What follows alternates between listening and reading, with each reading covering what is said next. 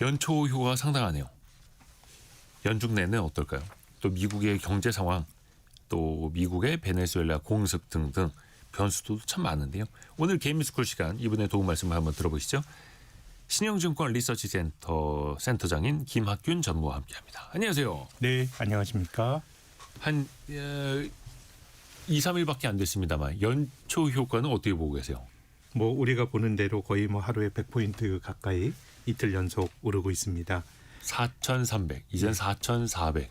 네, 계속 보지 않았던 정말 새로운 숫자를 계속 경험을 하게 되는데요. 네. 역시 뭐 여러 가지 종목들이 오르고 있지만은 삼성전자가 오늘 5% 넘게 올랐다고 말씀해 주셨는데 반도체 효과가 가장 큰 것 같고요. 네.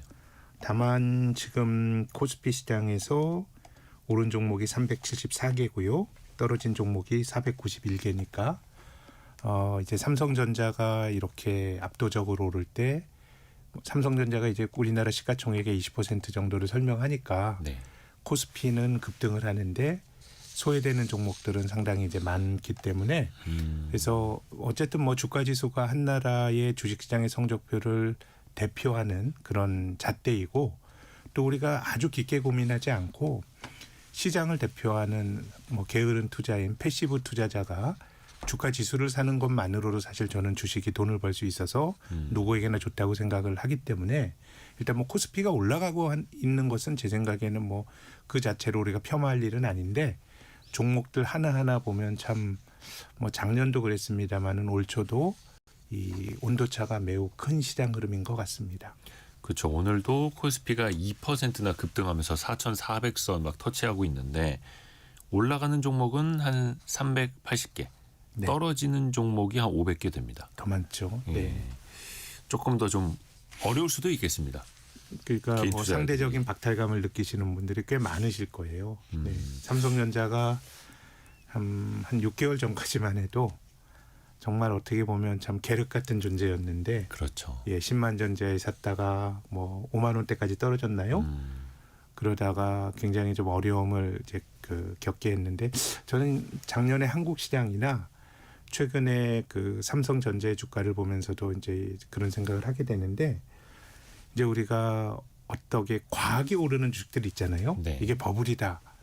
근데 버블이 언제 터질지를 사실 알 수는 없고 이게 이 상황이 기업의 내재 가치 대비 지나치게 과하다라는 생각을 가질 수는 있는데 이 기간이 다수의 생각보다 길게 진행이 되는 경향이 있는 것 같고요. 또 저평가된 주식도 이게 참 싸 보이는데 이게 저평가의 정도가 내가 이거 싸다고 샀는데 계속 물려서 고민하는 그 고생의 기간이 생각보다 길 수도 있는데 그렇죠. 근데 중요한 거는 변화가 나타나면 그것이 버블이 터지는 어떤 과정이건 저평가 주식이 재평가되는 과정이건 뭐 대표적으로 작년에 한국 주가가 한 80% 오른 게 그런 과정이거든요. 그래서 이 변화가 시작되는 시기는 다수가 생각하는 것보다 상당히 불균형. 뭐 내재 가치보다 더 비싼 버블도 불균형이고요.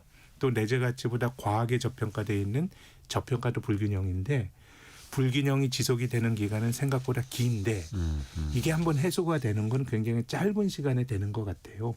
그래서 지금 뭐 좀 소외감을 느끼시는 투자자 여러분들께도 드리고 싶은 말씀은 우리가 할 수 있는 거는 이게 언제 회복이 되고 이런 거를 사실은 제 생각에는 내가 판단할 알려고 하면 안 될 것 같고 네.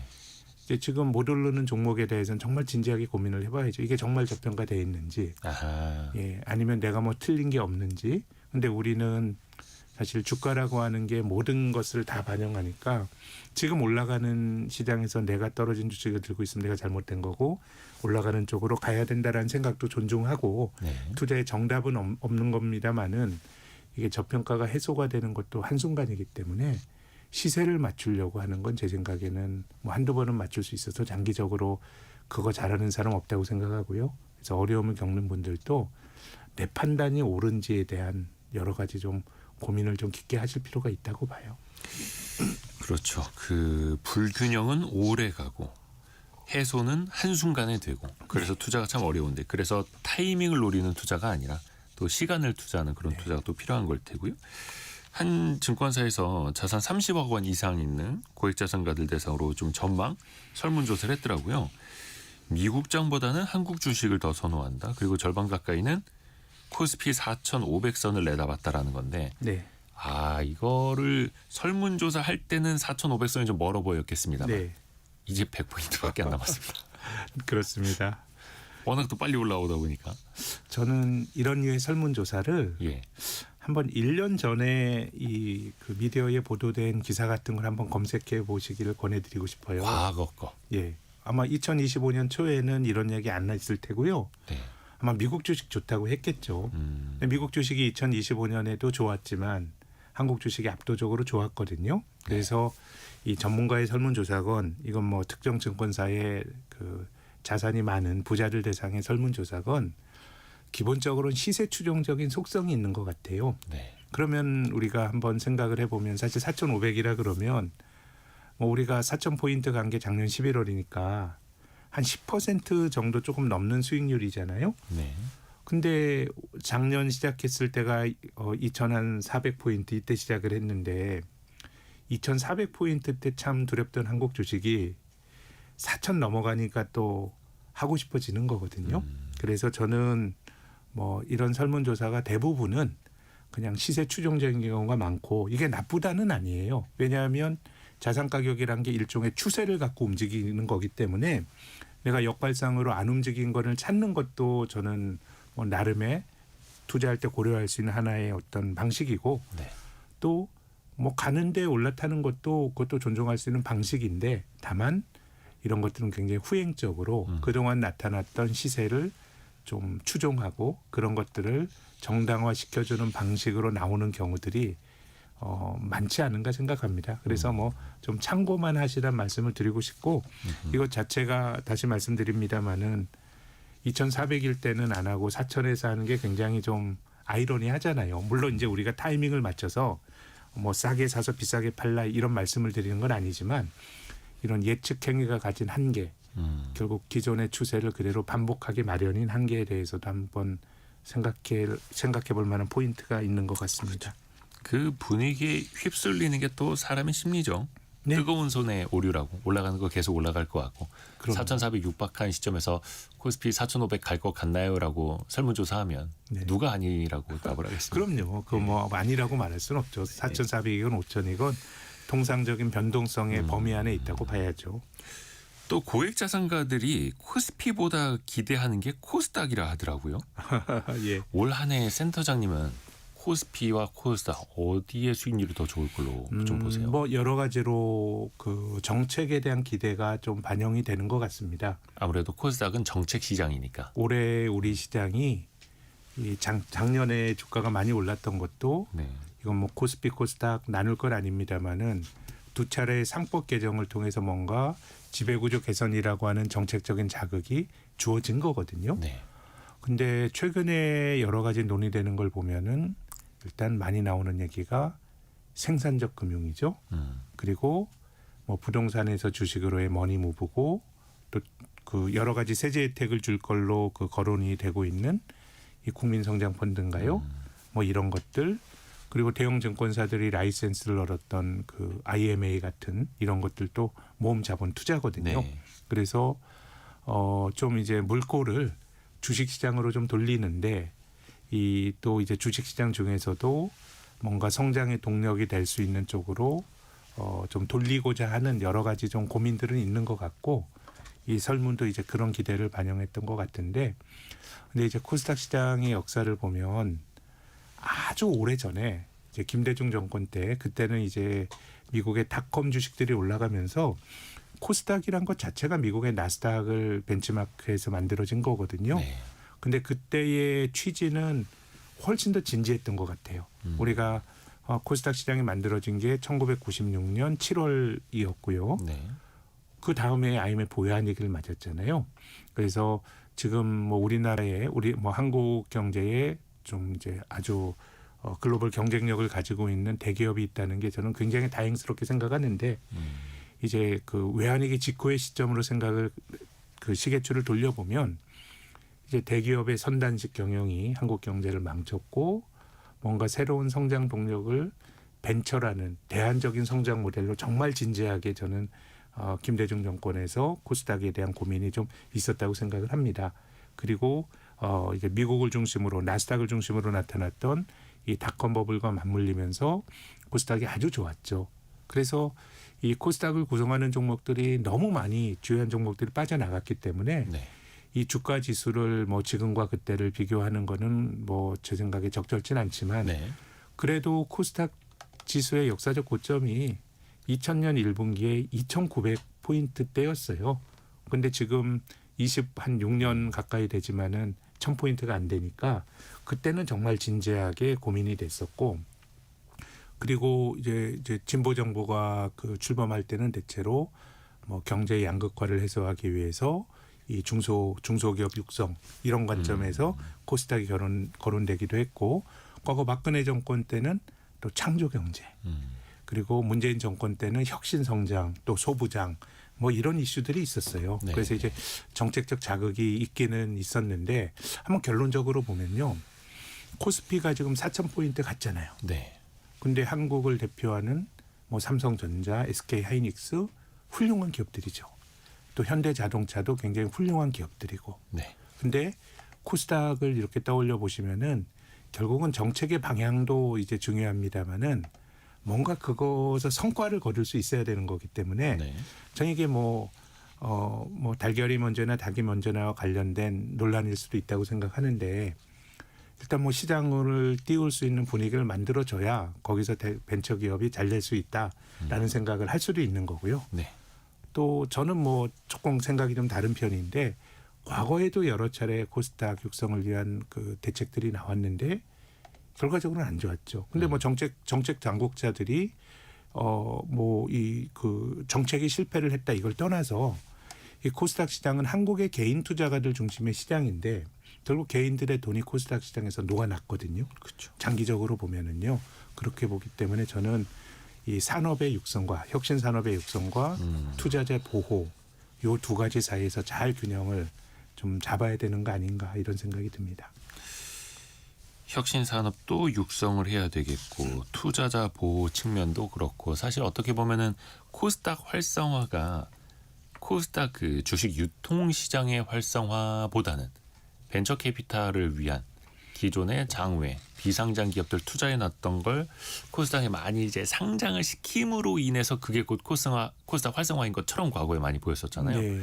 그게 또 반복될 여지는 있지 않을까요? 그러니까요. 그게 어떻게 보면 모험 자본이 어느 정도 남들이 투자를 안 할 때 모험 자본이 필요하죠. 근데 이제 그 모험 자본의 소위 말하는 엑싯 투자 자금을 회수하는 수단이 한국에서는 이제 코스닥 상장을 통해서 이루어지는 경우들이 일반적이거든요. 네. 그래서 뭐 제가 이 스코틀랜드에 있는 한 투자 네. 운용사 그 사례를 보면 제가 이제 존경하는 그 회사인데요. 이 아마존이나 이런 회사의 주식을 한 20년 가져가요. 또 그 테슬라도 마찬가지고요. 예. 상장한다 그래서 빠져나오지 않아요. 아하, 이른바 엑시트가 아니라 네, 그냥 계속 가져가는 거죠. 그 기업이 제대로 클 수 있다고 생각하면 상장할 때 뭐 엑시트하는 게 또 최선의 의사결정은 아닐 수도 있는 거거든요. 그래서 저는 한국에서는 그런 그 어떻게 보면은 모험 자본과 그 모험 자본의 물량을 받는 개인 투자가들의 이해관계 비대칭성이 굉장히 컸던 것 같고, 특히나 이 우리가 특례 상장이라든가 이런 제도가 있었습니다. 참 저는 정답이 네. 없다고 생각해요.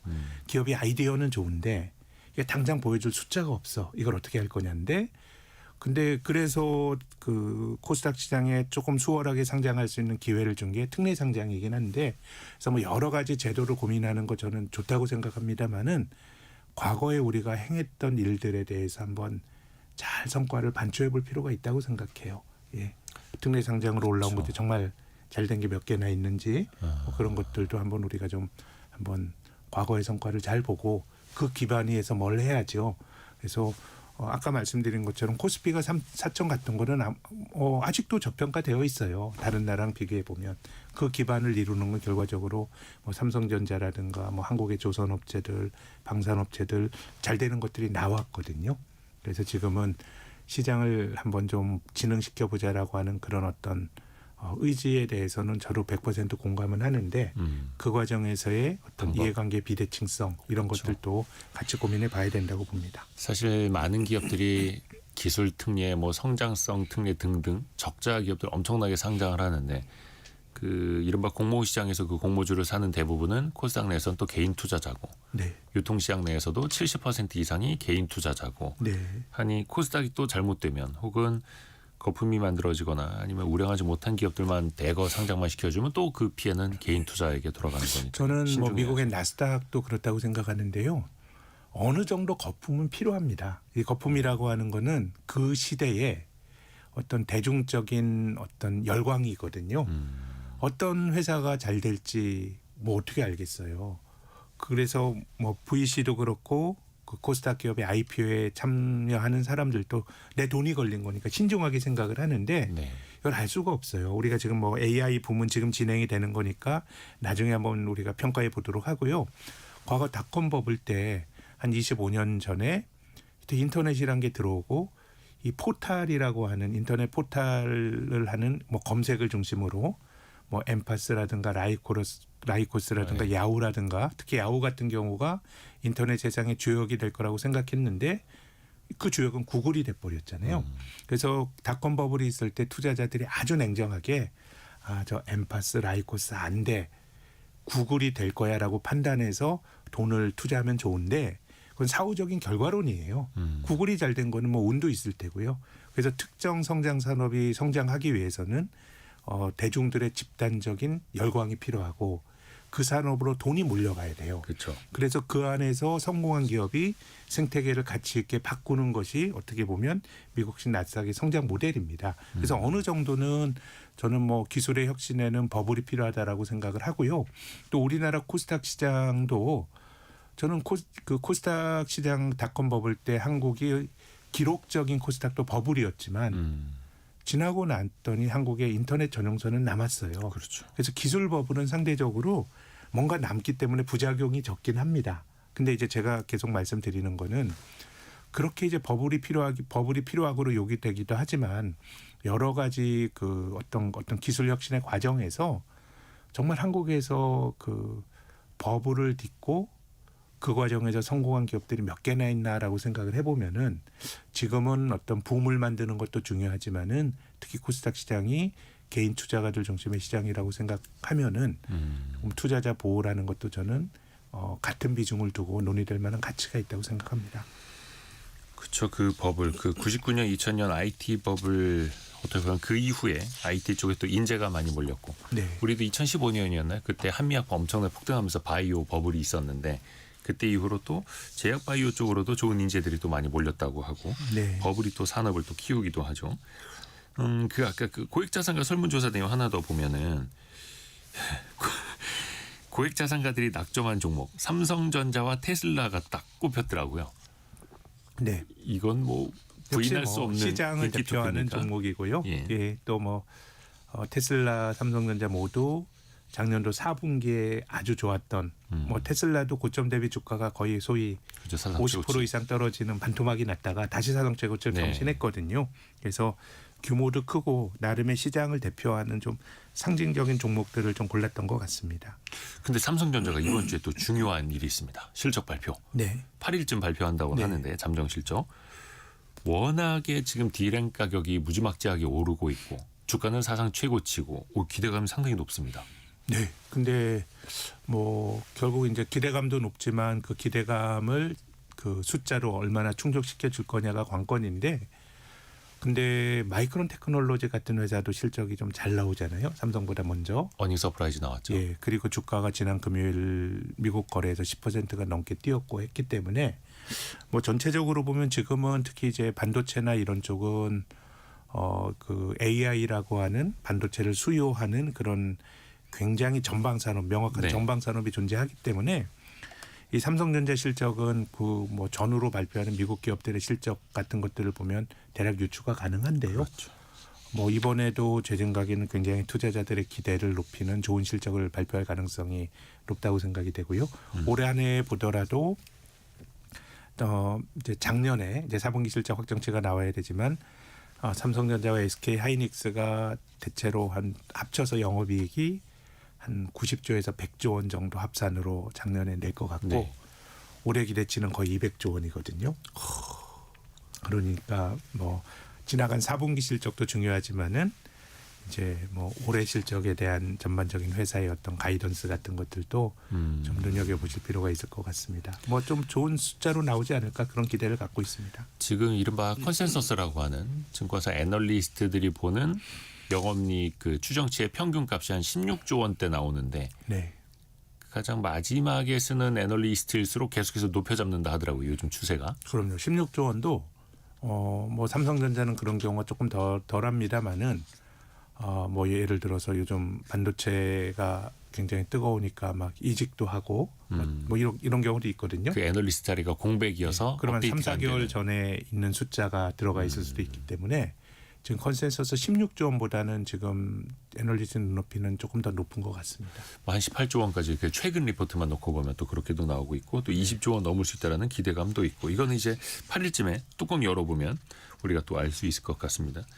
그 많은 자산가들한테 2026년 주도할 산업이 무엇이겠습니까 하니까 역시나 AI 네. 반도체를 꼽았고 그 다음이 로봇, 제약, 바이오, 헬스케어 3등이고 금융을 비롯한 고배당주 순위로 이제 포트폴리오, 그러니까 자산 배분 중에서 특히 주식 중에서 포트폴리오 이렇게 좀 선호하는 것 같아요. 이 현상은 좀 어떻게 보세요? 이것도 역시 지금은 전체적으로 보면 이 글로벌 주식들이 성장 산업에 좀 편중된 경향들이 있는 것 네. 같고, 근데 저는 이게 좀 과잉 해석되는 측면도 있는 것 같아요. 어떤 의미냐면 지금 건설업은 굉장히 안 좋잖아요, 객관적으로. 네. 작년에 건설업종 지수가 80% 넘게 올랐습니다. 유통회사들 뭐 100% 넘게 오른 종목들도 꽤 되고요. 네. 그렇기 때문에 저는 뭐 이런 식의 투자가 결국은 성장성이 있고 기대했던 숫자보다 더 높은 숫자가 나오는 성장주들에 대한 투자인데 뭐 이게 나쁘다가 아니에요. 근데 이제 기본적으로 이런 류의 설문은 상당히 시세에 추정적이고 어떤 주가 오른 것에 후행적인 속성이 있다는 거를 전 다시 한번 강조하고 싶고, 다만 뭐 이게 자산가 경향의 추세가 있기 때문에 그걸 따라간다고 하더라도 내가 정말 정확히 상투를 잡지 않으면 내가 사고도 주가가 좀 올라갈 수가 있어요. 그렇기 네. 때문에 이게 뭐 나쁘다는 건 아니지만은 제가 유통이나 건설업 말씀을 드렸지만 또 투자가 그런 것만 있는 건 아니다. 전체적으로 그 자산가들 서베이를 보면은 성장주, 지금까지 좋았던 것, 이런 것들이 좀 많이 좀 녹아 있는 것 같긴 합니다. 그러게요. 남들이 주목하지 않는 분야에서도 또 은근히 높은 상승률이 나와가지고 네. 그렇죠. 그리고 또 오늘 보니까 뭐 조선도 그렇고 오랫동안 쉬었던 원전 관련주들도 오르긴 오르네요. 아, 그렇습니다. 예, 이게 작년도 한 3분기 정도까지 좋았죠. 네, 그러다가 이제 작년도 4분기 정도에는 반도체는 뛰어가고 이런 종목들은 숨고르기를 좀 했었거든요. 네.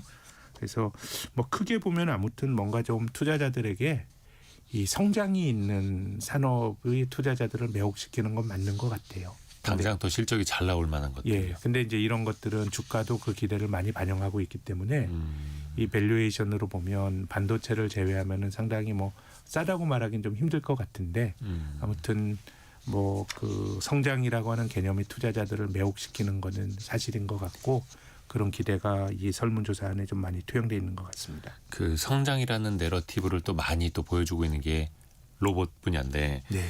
현지 시간 6일부터 이제 CES 네. 이게 원래는 가전 박람회, 가전 전시회였는데 네. 스마트폰 중심으로 채워지다가 그 다음에 이제 전기차가 장악을 했다가 자동차로 갔죠. 올해 화두를 보니까 역시 로봇이더라고요. 네, 그렇습니다. 뭐 그래서 로봇 관련 주식들이 뭐 앞서서도 한국을 대표하는 로봇 관련 주식 주가 많이 오른다고 말씀을 예. 하셨는데요. 뭐 크게 보면은 큰 기술의 변화를 반영하는 건 맞는데, 다만 이제 애널리스트 입장에서 말씀드리면 이제 CES가 가졌던 혁신이나 이런 것들이 조금은 주춤해진 것 같아요. 예, 지난 한 3, 4년 전까지만 하더라도 CES라는 것 자체가 굉장히 독자적인 아이디어라든가 이런 것들을 좀 제공해 주는 그런 어떤 이벤트였는데, 지금은 이미 필드에서 많은 변화들이 이제 나타나고 있고 그렇죠.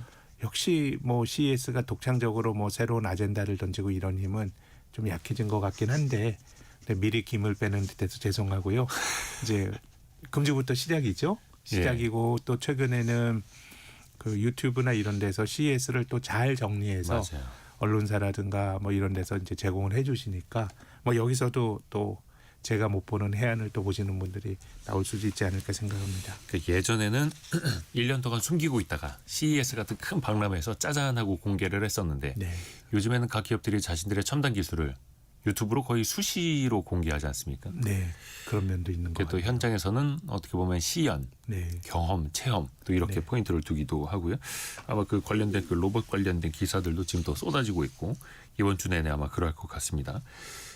개미스쿨 시간 신영증권 리서치센터의 김학균 센터장과 이야기 나누고 있고요. 또 현재까지 들어와 있는 뉴스도 정리해드리고 개미스쿨 시간 이어가겠습니다. 라디오 정보센터 다녀옵니다.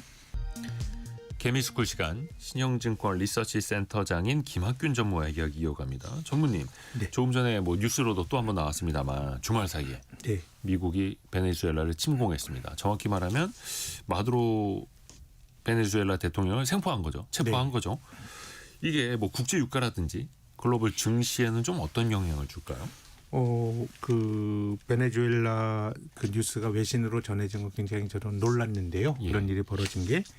근데 이 서부 텍사스 중진류의 경우는 그 전후에서 계속 배럴당 57달러대에서 움직이고 있습니다. 네. 뭐 장기적으로 보면 제 생각에는 베네수엘라가 뭐 매장량은 세계에서 제일 큰 나라라고 하니까 네. 이제 뭐 트럼프 생각대로 미국의 오일 메이저들이 들어가서 설비도 좀 개선을 하고 해서 뭐 장기적으로 보면 원유의 공급이 이제 뭐 늘어날 수는 있는데 뭐 그게 우리가 예측 가능한 짧은 시일 내에 될 일은 아닌 것 같고요. 그리고 기존에 이제 베네수엘라가 원유 시장에 공급하는 원유의 양도 뭐 세계 원유 그 공급량의 한 1% 정도이니까 제 생각에는 뭐 당장은 좋은 쪽이건 나쁜 쪽이건 뭐 이렇게 큰 영향을 주진 않을 것 같고 다만 이제 좀 세상이 좀 뭐라 그럴까요? 아무튼 우리가 아는 좀 상식이나 뭐 이런 것들이 좀 잘 안 맞아 떨어지는 것 같아요. 지정학이란 네. 관점에서 보면은 어쨌든 러시아가 우크라이나를 침공했던 게 2022년이거든요. 네. 그런 식의 어떤 국지정이지만 그런 전쟁이 일어난 것도 놀라웠지만은 이게 4년 넘게 전쟁이 진행되고 있다는 것도 사실 사람들이 생각을 못했던 일이고요. 특히나 이제 우리의 경우는 뭐 대만이라든가 이런 게 또 지정학적 갈등에 지금 뭐 핵으로 부각이 되고 있는 거 아닙니까? 네. 뭐 실제로 어떤 뭐 군사적인 어떤 긴장뿐만 아니라 오늘 한중 정상회담 네. 하지요. 뭐 이 과정에서 이제 뭐 공교롭게 또 베네수엘라 사태가 또 터졌기 때문에 뭐 예를 들어서 중국이 하나의 중국에 대해서 중국 본토 정부가 뭐 여러 가지 또 우리에게 또 좀 곤혹스러운 질문을 할 수도 있을 것 같고 그래서 뭔가 좀 세상이 어수선해지는 그런 뭐 우리가 그 현상 중에 하나를 우리가 상징적인 사건을 본 것 같은데 투자에 미치는 영향은 제 생각에는 뭐 중립으로 봐야 되지 않을까 싶습니다. 네. 그리고 그 한중 정상회담 잠깐 이제 말씀을 해주셨는데 오늘입니다. 시진핑 중국 국가주석이랑 정상회담을 갖죠. 특히 이제 중국 쪽에 대해서는 우리가 경쟁하는 부분이 되게 많았어요. 뭐 철강도 네. 그렇고 화학도 그렇고 또 뭐 엔터 같은 경우에는 중국에선 공식적으로는 없다고는 합니다만 우리는 한한령이라는 걸 다들 이제 느꼈고 뭔가 좀 개선될 거라는 기대감들이 있지 않습니까? 네, 있죠. 어쨌든 뭐 주가도 작년도 말에 뭐 엔터테인먼트 관련 주식 이런 것들이 뭐 선반영하는 회사들도 좀 있었고 뭐 크게 보면 제 생각에는 뭐 지난 정권보다는 좀 관계가 어느 정도는 뭐 정상화라고 하는 게 맞는지 모르겠지만요. 조금 이제 갈등을 불러일으킬 수 있는 여지가 좀 적을 것 같기는 한데 이것도 제 생각에는 상당히 좀 아주 그 난이도가 높은 퍼즐인 것 같습니다. 다만 이제 금융시장이라고 하는 거는 네. 예를 들어서 한중 간의 관계가 좋을 때가 100이에요. 네. 근데 그 뭐 사드 설치 이후로 관계가 나빠져서 한 20 정도까지 떨어졌다고 가정을 해보겠습니다. 숫자는 뭐 제가 임의로 만든 네. 건데요. 근데 이게 20이 한 40이 된다. 그럼 좋았을 때보다 역시 한중 간의 관계는 긴장이지만 또 20에서 40으로 개선되는 것도 또 주식시장은 반응을 하기 그렇죠. 때문에 제 생각에는 뭐 결과를 봐야 되겠습니다만은 뭐 더 나빠지기보단 그래도 개선될 여지가 좀 있지 않을까 이런 뭐 기대를 하게 됩니다. 더 나빠질 게 없죠. 왜 그 엔터 업종에선 그런 얘기들 많이 하더라고요. 어차피 중국 쪽 매출 비중이 미미했다. 네, 네, 공연을 했던 것도 아니고 네, 거기에서 뭐 앨범 판매량이 더 올라가는 것도 아니었고 네, 어떻게 보면 이제 최악의 국면에서 다시 시작할 수 있다는 게 또 기대가 될 수도 있을 것 같습니다. 관광 측면에서도 마찬가지일 테고요. 네. 우리 경제인들, 대기업 회장들도 같이 또 중국으로 많이 갔더라고요. 좀 어떤 분야에서 물꼬가 될 수 있을까요? 혹은 또 바람이 있다면. 지금은 그 레저나 아니면 엔터테인먼트 뭐 이런 쪽인 것 같고요. 네.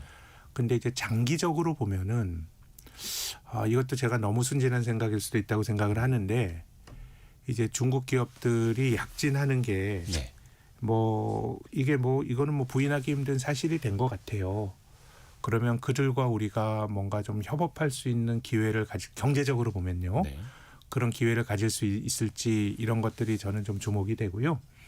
우리가 어떻게 보면 미국과 여러 가지 그 어떤 그 밸류 체인에서 같이 하는 거에 대해서는 사실 거부감이 적고 뭐 여러 가지 역사적 연원이 있겠죠. 네. 근데 이 일본 같은 나라가 정치적으로 보면은 상당히 중국과 그 긴장의 각을 세우고 있잖아요. 지금 뭐 새 총리 발언도 그렇고 동북아에서 미국의 대리인 역할을 하는데 예전에 그 아베 총리가 네. 그 베이징 방문했을 때 아베가 굉장히 보수적인 사람이잖아요. 네. 집안도 그렇고 뭐 그런데 그래도 약간 실용주의 노선을 좀 했던 것 같기는 해요. 예. 이제 중국이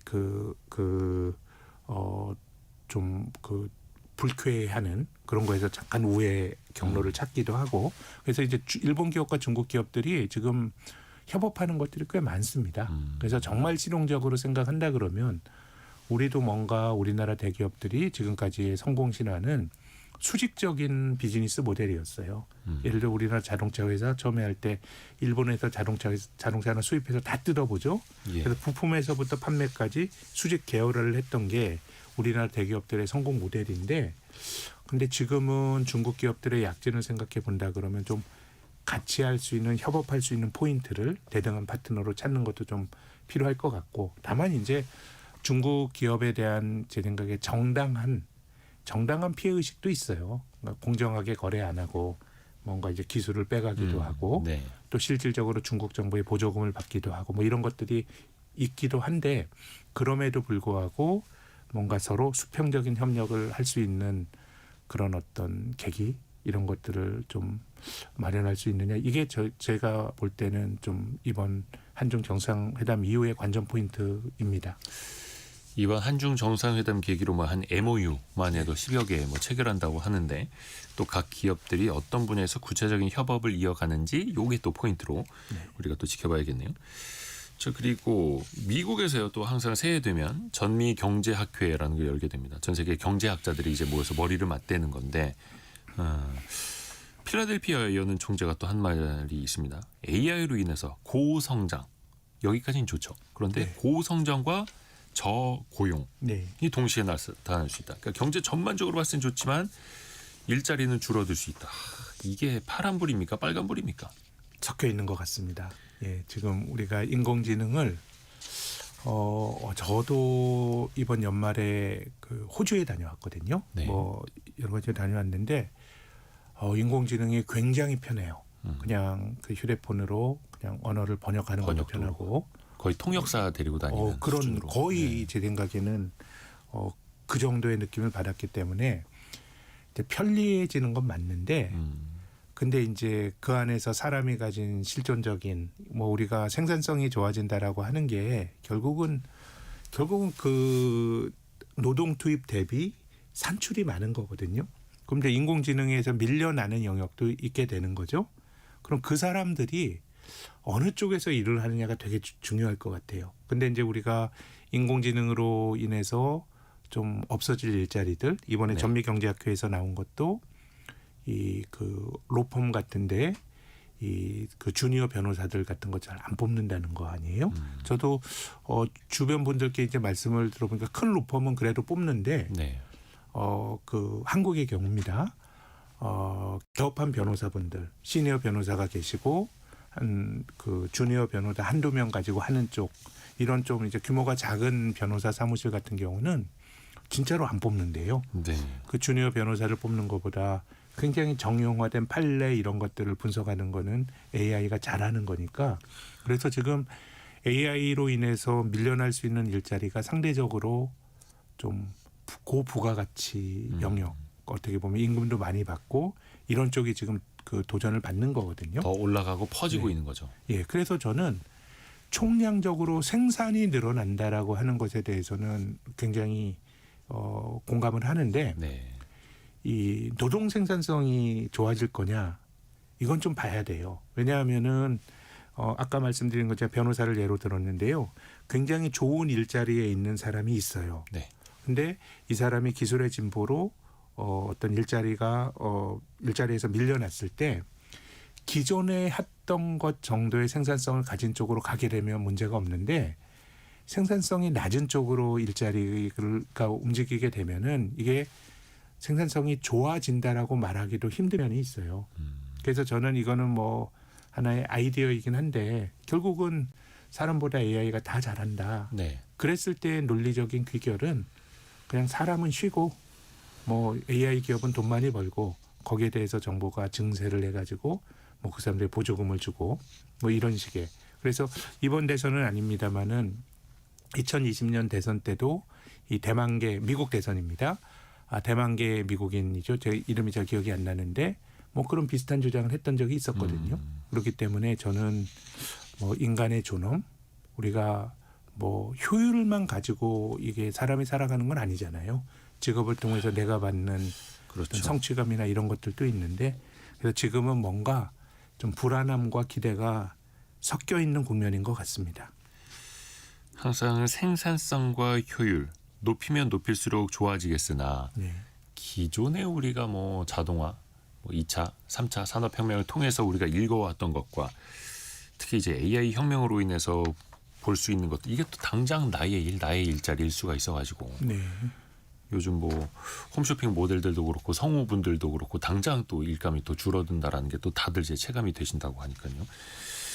그래서 이 부분은 또 의문이 들 수밖에 없는 거죠. 또 이게 헷갈리는 게요. 미국에서 고용지표 나올 때마다 더 헷갈립니다. 예전에는 고용지표가 악화된다, 실업률이 올라간다, 그럼 뭐 이제 금리 인하라든지 여러 가지 대응 카드를 생각해 볼 수 있었겠으나 이제는 실업률이 높아져도 기업의 생산성이 높아지는 거야. 네. GDP가 더 좋아져. 막 이렇게 가버리니까 네. 이거 이제 문법도 예전이랑 완전히 달라질 것 같아요. 아직까지는 그것이 일반적인 해석은 아닌 것 같은데 충분히 생각해 볼 만한 변화인 것 같습니다. 그래서 이제 우리가 기술의 진보에 사람도 적응하고 자본시장도 그 정보에 좀 적응을 하는, 그래서 뭔가 문법이라고 하는 정의적 규칙을 만드는 일이 이제 시작이 된 것 같은데 아직 정립이 된 것 같지는 않고요. 그래서 뭐 당장 이번 주에 그 11월 고용지표가 이제 거의 뭐 1월부터 정상화되는 거죠. 네. 이제 금요일 날 발표가 되는 정상화되는 건데 그래도 아직까지는 이제 뭐 자본시장 입장에서 생각을 하면, 자산시장 입장에서 생각을 하면은 조금 실업률이 높게 나오면서 연준이 금리를 낮출 수 있는, 또 말씀하신 것처럼 지금 실업률이 높다고 하더라도 또 기술의 진보에 따른 이게 단순히 순환적인 요인뿐만이 아니라 기술의 진보에 따른 그런 어떤 파생물일 수도 있는 거거든요. 그렇게 본다 그러면은 뭐 이런 과정에서 연준이 금리를 낮춰줄 수 있으면 뭐 더 좋은 거죠. 근데 지금 이제 미국의 30년짜리 국채 수익률이 거의 뭐 5%에 근접하고 있고 시장 금리가 잘 안 떨어지고 있기 때문에 이번 주말에 발표될 미국의 고용 지표는 저는 투자자 입장에서 생각하면은 조금 둔화가 되면서 연준의 금리 인하에 대한 기대가 좀 높아지는 게 자산시장에는 좀 플러스 요인이 되지 않을까 이렇게 생각합니다. 안 그래도 자산시장은 좋았는데 고용지표가 조금 안 좋게 나올수록 네. 금리 인하에 대한 기대감. 특히 자산시장이라고 말했지만 주식시장을 생각을 하면은 예를 들어서 내 일자리가 뭐 구글이라든가 뭐 아마존이라든가 인공지능을 도입하는 기업들 통해서 내 일자리가 위협받을 수는 있는데 그 회사의 주식을 사게 되면 사실 그 리스크를 어느 정도 좀 완화시킬 수 있는 거거든요. 그렇죠. 그렇기 때문에 기술의 진보로 인한 여러 가지 피해는 네. 상당히 사회적인 속성이 있는 것 같고 수혜는 개별적인 기업들이 받고 있는 거기 때문에 주식시장은 많이 좀 모두가 행복하진 않더라도 주식시장은 또 나름의 또 좀 그 우회로를 통해서 대안이 될 수도 있는 거 아닌가 이런 생각이 들기도 합니다.